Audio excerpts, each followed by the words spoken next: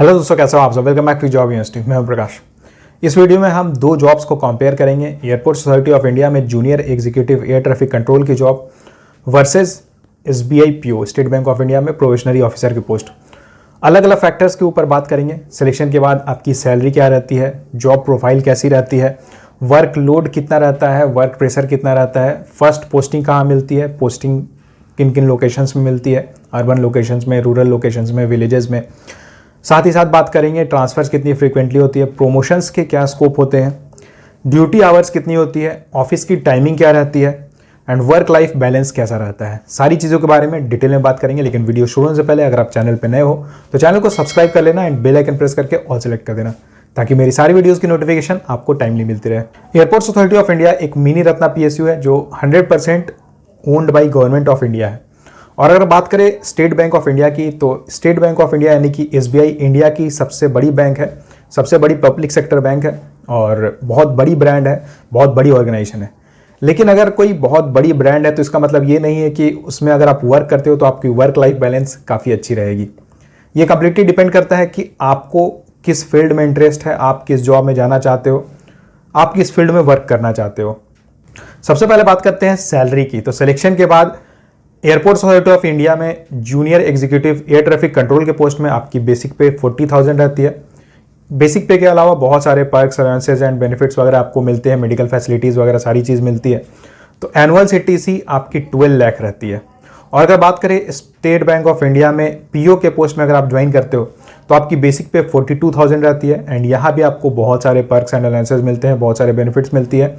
और यहाँ आपकी एनुअल सीटीसी 12 लाख के आसपास ही बनती है, यानी कि सैलरी कंपेरेबल रहती है। तो सैलरी के बेसिस पे आप ये डिसाइड नहीं कर सकते हो कि आपको कौन सी जॉब में ज्वाइन करना चाहिए, कौन सी जॉब बेटर है। तो चलिए बाकी फैक्टर्स के ऊपर बात करते हैं। देखिए, कोई भी ऑर्गेनाइजेशन जो आपको अच्छी सैलरी देती है वो आपसे उस सैलरी के अकॉर्डिंग ही काम करवाती है, उस सैलरी के अकॉर्डिंग ही आपको उतना वर्क करना होता है। अब ये डिपेंड करता है कि वो कितने ड्यूरेशन में आपसे उतना काम करवाती है। जैसे अगर मैं बात करूँ एयरपोर्ट्स अथॉरिटी ऑफ इंडिया में जूनियर एग्जीक्यूटिव एटीसी के पोस्ट में, तो यहाँ आपकी फिक्स ड्यूटी टाइमिंग रहती है।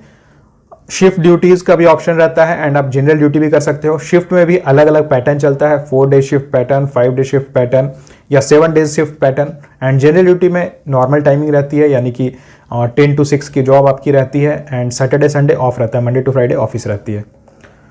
शिफ्ट पैटर्न के रिगार्डिंग अगर आप ज़्यादा डिटेल में जानना चाहते हो तो यहाँ पे ये वीडियो आप देख सकते हो, उसमें मैंने शिफ्ट के रिगार्डिंग सारी डिटेल्स बताई हुई है।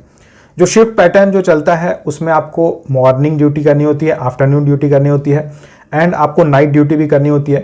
Morning duty and afternoon duty 6 hours के रहते हैं एंड जो नाइट ड्यूटी रहती है इसमें आपको 12 आवर्स की ड्यूटी करनी होती है।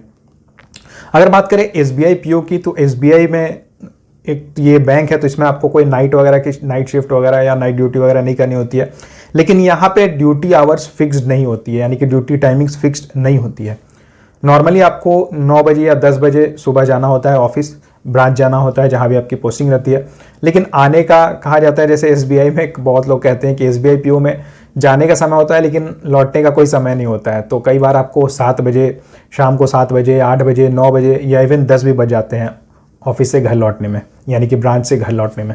अगर बात करूँ जॉब प्रोफाइल की तो एटीसी का मेन वर्क होता है पायलट्स के साथ इंटरेक्ट करना एंड पायलट्स को इंस्ट्रक्शन प्रोवाइड करना एंड कोलिजन प्रिवेंट करना। किसी भी हालत में आपको कोलिजन प्रिवेंट करना है एयरक्राफ्ट्स के बीच।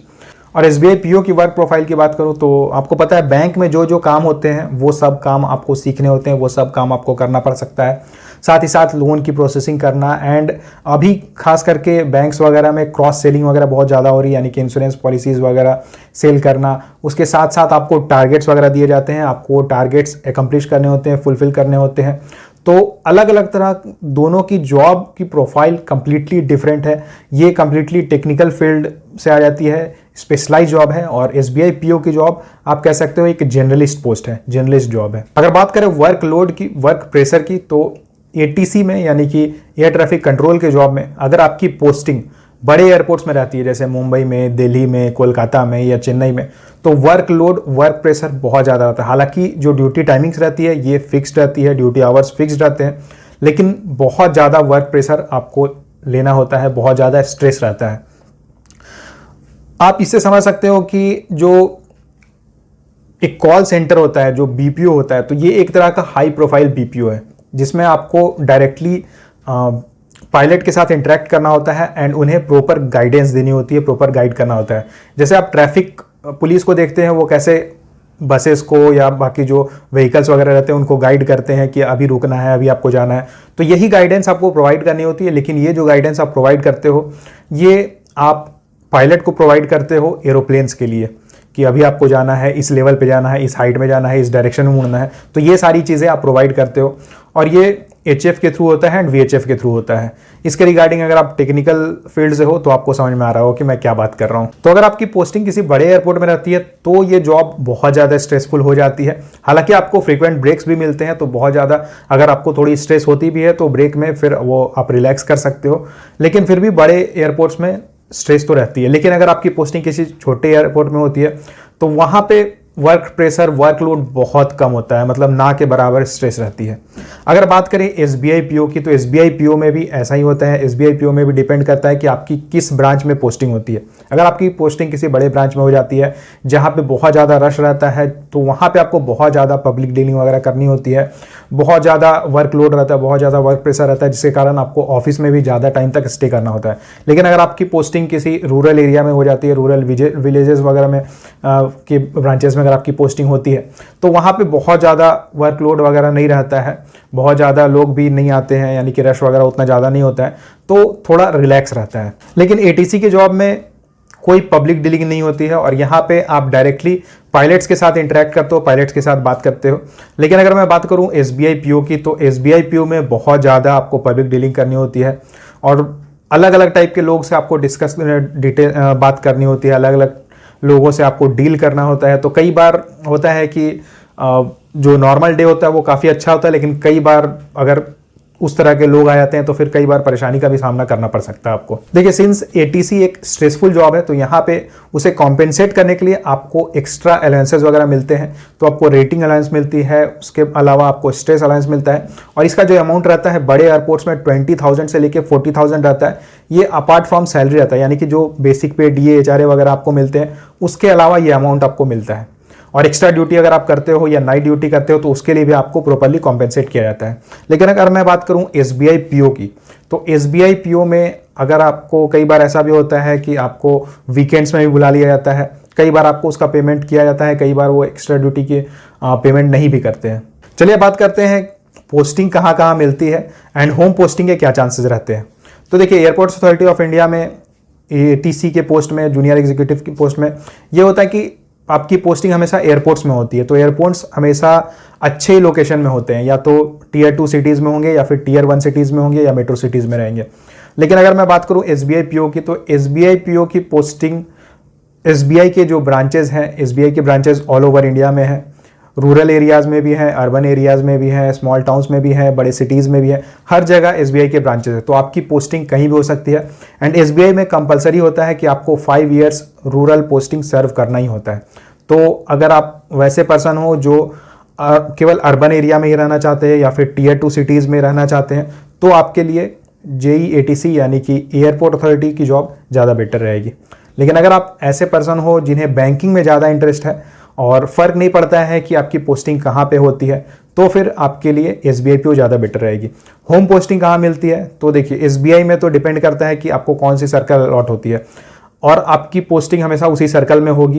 तो अगर आपको होम सर्कल मिल जाती है तो अब तो बेटर है, आपकी पोस्टिंग आपके होम टाउन में होने के चांसेस रहते हैं। अदरवाइज इंटर सर्कल ट्रांसफर में बहुत ज़्यादा प्रॉब्लम होती है।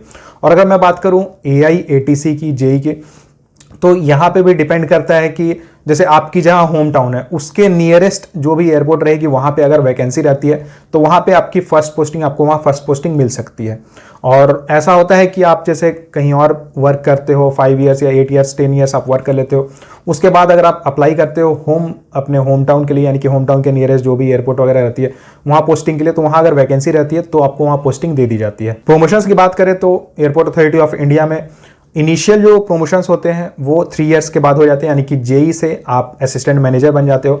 लेकिन उसके बाद की जो प्रमोशंस होती है ये बहुत ज़्यादा अभी डिले चल रही है, यानी कि 6 इयर्स या 7 इयर्स भी आपको लग सकते हैं असिस्टेंट मैनेजर से मैनेजर बनने में। और अगर मैं बात करूँ SBI की, तो SBI में प्रमोशंस काफ़ी फास्ट होते हैं, प्रमोशन पॉलिसी बहुत अच्छी है और बस एक चीज़ ये होता है कि यहाँ पे आपको प्रमोशन के लिए हर बार एग्ज़ाम देना होता है, एग्ज़ाम क्लियर करना होता है। अगर ट्रेनिंग की बात करें तो एटीसी की जॉब बहुत स्पेशलाइज जॉब है, काफ़ी स्पेशलाइज जॉब है।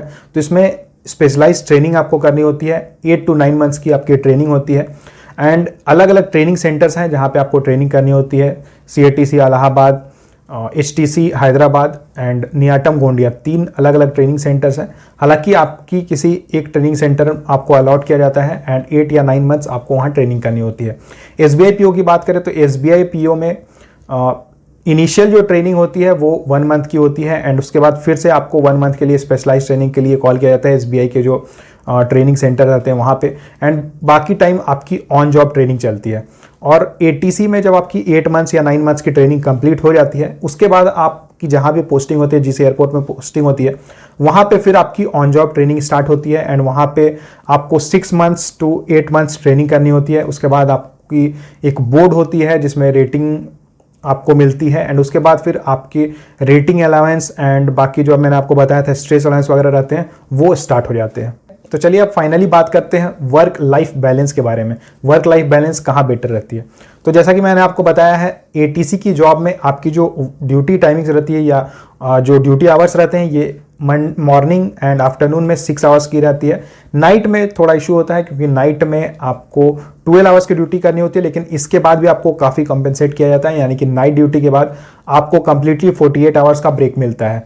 और शिफ्ट ऐसे डिज़ाइन की गई है कि हर शिफ्ट के बाद आपको 24 आवर्स का ब्रेक मिलता है। नाइट ड्यूटी के बाद आपको 48 आवर्स यानी कि टोटल 2 डेज़ की आपको ब्रेक मिलती है। तो वर्क लाइफ बैलेंस काफ़ी बेटर होता है क्योंकि आपको इनफ टाइम मिलता है, आप फैमिली के साथ स्पेंड कर सकते हो अपनी टाइम। अगर आपकी कोई हॉबी है तो वो आप परसू कर सकते हो। अगर आप प्रिपरेशन कर रहे हो RBI जैसे एग्जाम्स की या फिर UPSC की, तो आपको इनफ टाइम मिल जाता है, काफ़ी टाइम मिल जाता है, तो आप प्रिपरेशन कर सकते हो।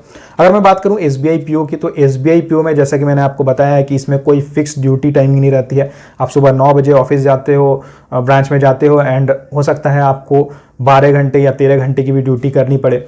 तो इसमें वर्क लाइफ बैलेंस बिल्कुल भी नहीं रहता है। आप फैमिली के साथ को उतना टाइम नहीं दे पाते हो। साथ ही साथ कई बार ऐसा भी होता है कि सैटरडे संडे को भी आपको कॉल कर लिया जाता है अगर वर्क ज़्यादा रहता है, वर्क लोड अगर ज़्यादा रहता है उसके कारण।